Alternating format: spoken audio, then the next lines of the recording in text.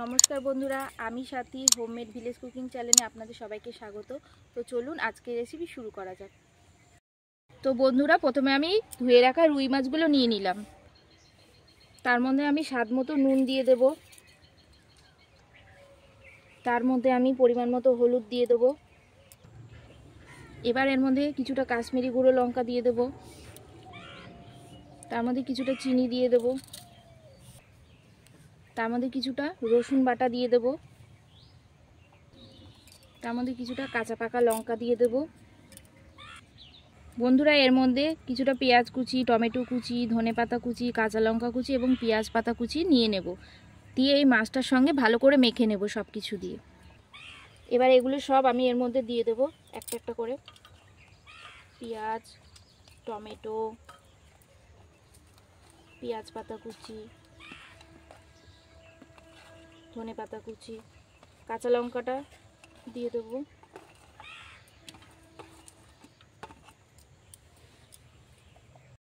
তো বন্ধুরা, এবার আমি মাছের সঙ্গে সব কিছু ভালো করে মেখে নেব।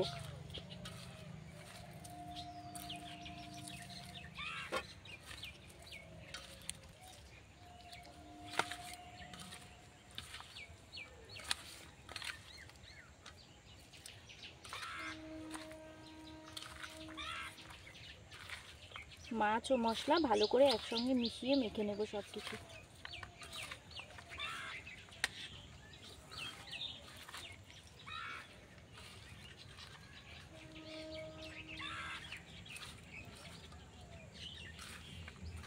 বেশ খানিকটা সর্ষের তেল দিয়ে দেবো। এবারে বেশ খানিকটা সর্ষের তেল দিয়ে আবারও এই মাছটা মশলাটা একসঙ্গে ভালো করে মেখে নেব।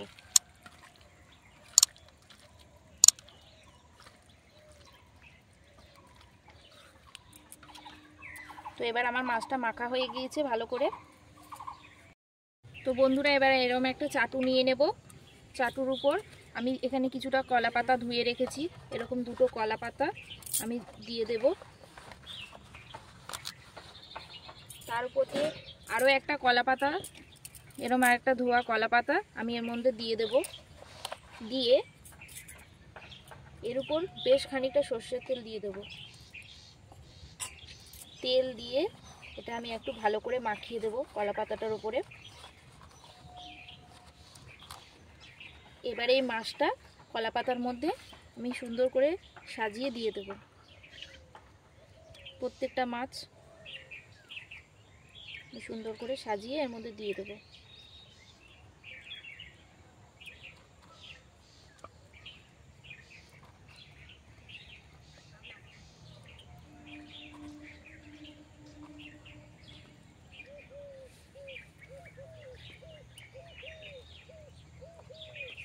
এবার এর উপর দিয়ে মশলাগুলো সুন্দর করে এর উপর দিয়ে দিয়ে দেব।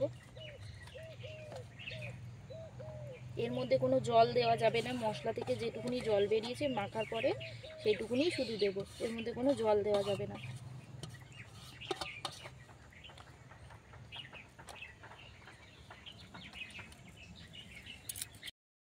তো বন্ধুরা, এবার আমি উনুনটা জ্বালিয়ে নিয়েছি। তার মধ্যে এবার এই মাছটা বসিয়ে দেব।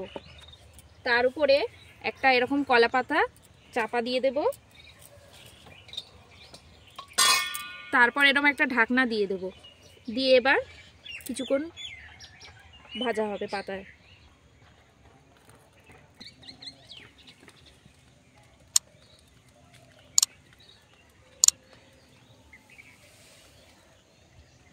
বন্ধুরা, এই মাছটা পাতায় যে ভাজা হচ্ছে সেটা অল্প আঁচেই করতে হবে, জোরে আঁচ দিলে হবে না। তো দেখুন বন্ধুরা, পাতাটা যে ভাজা হচ্ছে সেটা সুন্দর আওয়াজ পাওয়া যাচ্ছে।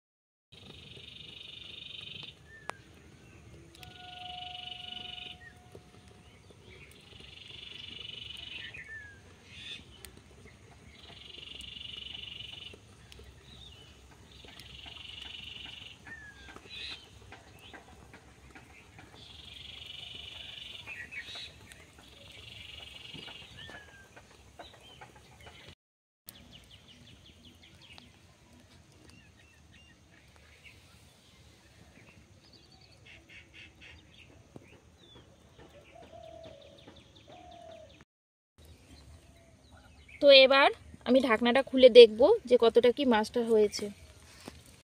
এবার আমি পাতাটাও তুলে দেখব যে মাছটা কতটা হয়েছে। বাহ, খুব সুন্দর লাগছে।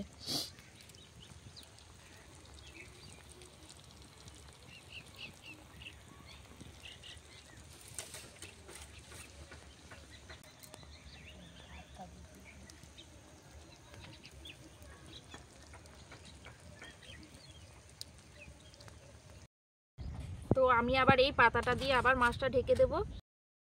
তো এবার আমি পাতাটা তুলে নেব।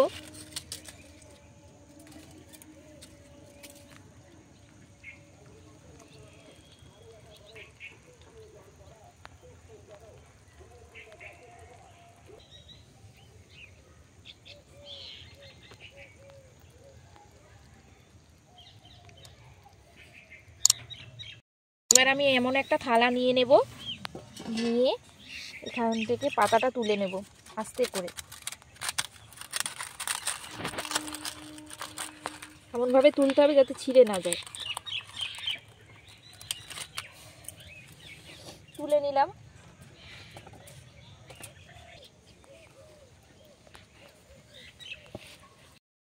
তারপর বন্ধুরা আমি থালায় আর একটা পাতা নিয়ে নেব, পাতার মধ্যে আবার একটু সর্ষের তেল দিয়ে দেব, দিয়ে ভালো করে আবারও তেলটা মাখিয়ে দেব। মাখিয়ে দিলাম। তারপরে এইটাকে হাতে নিয়ে নেব। তারপরে এই পাতাটা আর থালাটা এর উপর চাপিয়ে দেব, ভালো করে দিতে হবে সাবধানে।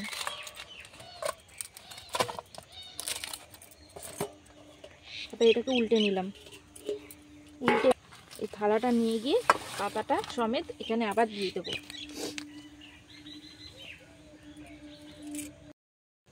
তো এটা আরও 10 থেকে 15 মিনিট পাতায় এইভাবে ভাজা ভাজা হবে, তাহলেই তৈরি হয়ে যাবে আমাদের কলা পাতায় মাছ ভাজা।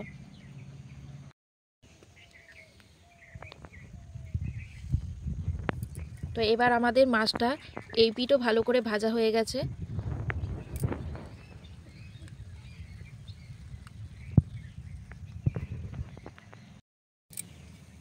তো আমি এবার আবার এই পাতাটা সরিয়ে দেখে নেব যে মাছটা এই পিঠটা হয়ে গেছে কিনা।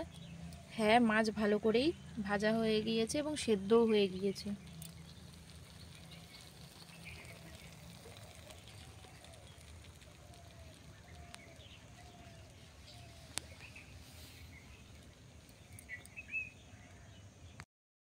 তো বন্ধুরা মাছটা এবার তৈরি হয়ে গেছে ভালো করে। এবার আমি এটা নামিয়ে নেব। তা সাবধানে নামাতে হবে যাতে পড়ে বা পাতাটা ছিঁড়ে না যায়।